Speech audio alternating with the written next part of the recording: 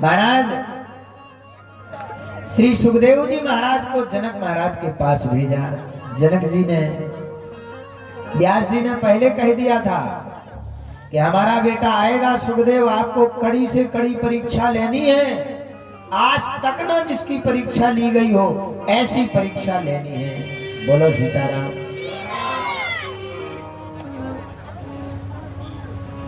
जनक जी ने ऐसी व्यवस्था तैयार करी। आप सुनिएगा, ये कथा बड़ी दिव्य कथा है भागवत की। सुखदेव जैसे परम लाडले पुत्र की परीक्षा है, परमहंस की परीक्षा, जो खुद परमहंस है। तत्रा भवत भगवान व्यास पुत्र यदृक्षया गामट मनो नपेक्षा अलक्षलिंगो निजलाभ तुष्टौ व्रतश्च बालैरवधूत वेश। आपको हम पीछे भगा देंगे, चपलता दिखाई। हाँ, है ना? आप भी सुखदेव जैसे ही हो, छोटे से आपके बराबर ही सुखदेव जी महाराज हैं। तो बेटा परीक्षा में पास हो जाओगे तो ही कुछ कर पाओगे, नहीं तो हाँ खुरपी हंसिया तैयार है। पढ़ो, खूब आगे बढ़ो, माँ बाप का नाम रोशन करो, अच्छे कर्म करो और खूब आगे बढ़ो बेटा, खूब पढ़ाई करो।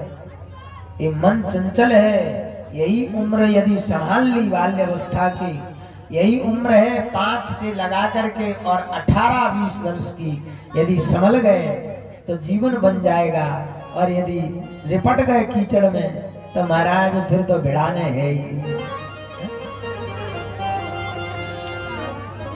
ये खाना पीना शौक सज्जा ये कीचड़ ही है। वही बाल्यावस्था में विद्या अध्ययन का समय होता है, वही शौकों का समय होता है। और शौकों से यदि जिसने त्याग कर दिया, दुनिया के झंझटों से शर्म छोड़ दी, जिसने महाराज कर्म पे ध्यान दिया, अपनी लगन ध्यान दिया, महाराज तो संभल गया। बोलो सीताराम। सुखदेव जी महाराज ने क्या बोले, मेरी लाख परीक्षा हो जाए, मैं हर परीक्षा में पास होने के लिए तैयार हूं। पहुंच गए जनक जी के दरवाजे जनकपुरी में। जनक जी ने ऐलान कर दिया कि एक नन्हा सा 16 साल का बालक आएगा, उसकी परीक्षा, उसे भीतर नहीं घुसने देना महल में। द्वारपालों से कह दिया उसे बराबर 5 दिन तक दरवाजे पर खड़ा किए रहना, अंदर नहीं आने देना, ये मेरा आदेश है। अब विचार करिए, नन्हा सा 16 साल का बालक, केर के पेड़ की लंगोटी लगाया है, ना कमंडल है, ना आसन है, ना बासन है, ना कुछ है। नन्हा सा बालक है, लंबे हाथ हैं, ऊंचा माथा है, नन्ही सी अवस्था है, केले के वृक्ष के पत्ते की लंगोटी लगा के दरवाजे में मुस्कुराता हुआ आ गया। और जैसे ही जनकपुरी नगरी में प्रवेश किया तो सुखदेव जी ने पहले जनकपुरी, क्योंकि जहां हमारी परीक्षा होती है, जहां हमें ज्ञान मिलता है, वो हमारा विद्यालय कहलाता है, आलय, विद्या का आलय। प्रणाम किया जनकपुरी को, हे जनकपुरी आपको मेरा प्रणाम है। जैसे राम जी ने अपनी अयोध्या को आते हुए प्रणाम किया था और 14 वर्ष के वनवास जाने से पहले अयोध्या को प्रणाम किया था, और एक मुट्ठी माटी अयोध्या की अपने साथ में रख ली थी। जननी जन्मभूमिश्चा स्वर्गादपि गरीयसी, जनका पंचमो राजा जकारा पंच दुर्लभा। उस मिट्टी को अपने पास रख लिया था राम ने कि मेरी जन्मभूमि की माटी है, मैं इसे रोज प्रणाम करूंगा, रोज। जनकपुरी में जाकर सुखदेव जी ने प्रणाम किया। सैनिक दरवाजे में खड़े थे, द्वारपालों को प्रणाम किया, भैया हम जनक जी महाराज से मिलना चाहते हैं। सैनिकों को तो पहले से पता था कि यही वाला कैसे भीतर नहीं जाने देना है। सैनिकों ने रोक लिया, कहा कुछ नहीं, इतना कह दिया महाराज अभी व्यस्त थे, आप यहीं खड़े रहो, आदेश है महाराज का। सुखदेव जी ने मुस्कुराते कहा जो आज्ञा, जब आदेश मिलेगा तब जाऊंगा भीतर। सुबह से शाम हो गई, सुखदेव जी को भीतर नहीं जाने दिया। सुखदेव ने ये नहीं कहा कि शाम होने लगी। एक बार सुखदेव जी ने कहा कि भैया महाराज का कार्य हो गया हो तो मिल लूं। सैनिकों ने कहा भी खड़े रहो बेटा, अभी राजा व्यस्त है। रात निकल गई, दूसरा दिन हुआ। फिर सुखदेव जी ने कहा महाराज क्या फुर्सत हो गए हैं? सैनिकों ने कहा नहीं हुए हैं, क्योंकि अंदर से आदेश नहीं आया कि बालक को भेज दिया जाए। सुखदेव वहीं खड़े रहे, कुछ उत्तर नहीं आया। 3 दिन बीत गए, कोई उत्तर नहीं। 4 दिन बीत गए, कोई। 5वां दिन आ गया। जनक जी महाराज ने सूचना भिजवाई बाहर, जाओ जो वो बालक आया था वो क्या खड़ा है? सूचना मिली, हाँ महाराज खड़ा है। जनक जी ने कहा उसके चेहरे पर क्या मलिनता दिखाई दी, क्रोध दिखाई दिया, गुस्सा आई उसे कि उस दिन से कि नहीं? बोले महाराज जो मुस्कुराहट उसकी पहले दिन थी वही मुस्कुराहट आज भी है। वही भोजन दे देते हैं तो कर लेता है, थोड़ा सा फलाहार कर लेता है, पानी पी लेता है, थोड़ा आहार लेता है वह बालक। और जो मुस्कुराहट उसकी पहले दिन थी आज भी वही मुस्कुराहट उसके चेहरे पर दिखाई दे रही है, कोई फर्क नहीं है। जनक जी ने कहा तो भीतर बुलाया जाए उसे। एक परीक्षा में वो पास हो गया। कौन सी? क्रोध की परीक्षा में। इंतजार सबसे बड़ी चीज है महाराज। आप किसी से भी मिलने जाए, मान लो विधायक कलेक्टर ही से मिलने जाए, यदि 2 ही घंटा लेट हो जाओगे, लोगों को भीड़ भाड़ होगी तो भागे आओगे, कहोगे नहीं वहां नहीं मिल पाएंगे।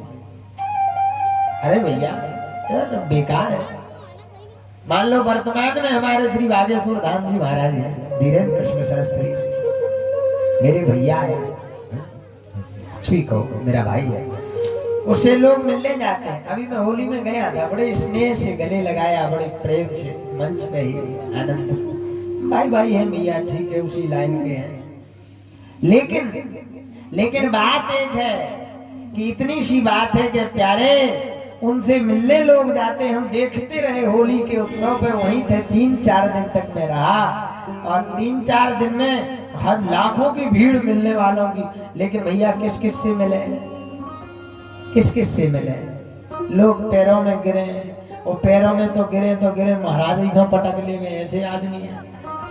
महाराज हम पाँव पर तने पूजा को करे 10 बजे 12 बजे रात में होली की पूजा होती है। सन्यासी बाबा पूजा करने रात में 1 बजे कड़े, भीड़ लगी लंबी, 1 बजे पांव पकड़ गए भैया, डंडा लगाने पड़े। कहने का भाव हमारा ये नहीं है कि वैसा क्यों, इंतजार है।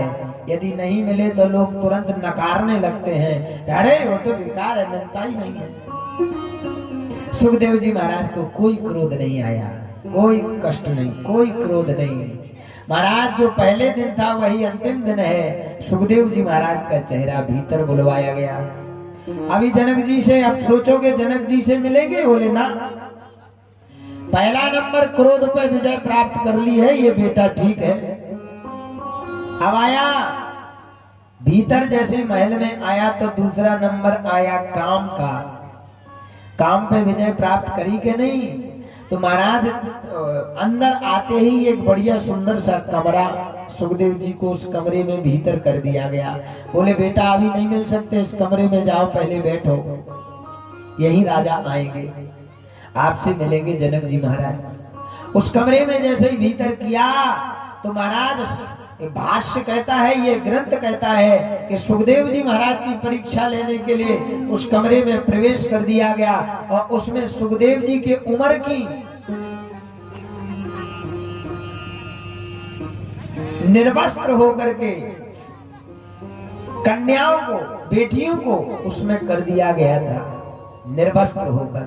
सुखदेव भी सिर्फ लंगोटी लगाए हैं और उसमें महाराज उसी उम्र की बेटी कन्याओं को प्रवेश कर दिया गया। कि अब देखें दूसरी परीक्षा सबसे कठिन है, युवावस्था की। सुखदेव ने जैसी उन बहनों को देखा, सुखदेव ने हाथ जोड़ करके सभी बहनों को चरणों में प्रणाम किया। मैं सभी बहनों को प्रणाम करता हूँ। और बैठ करके जिन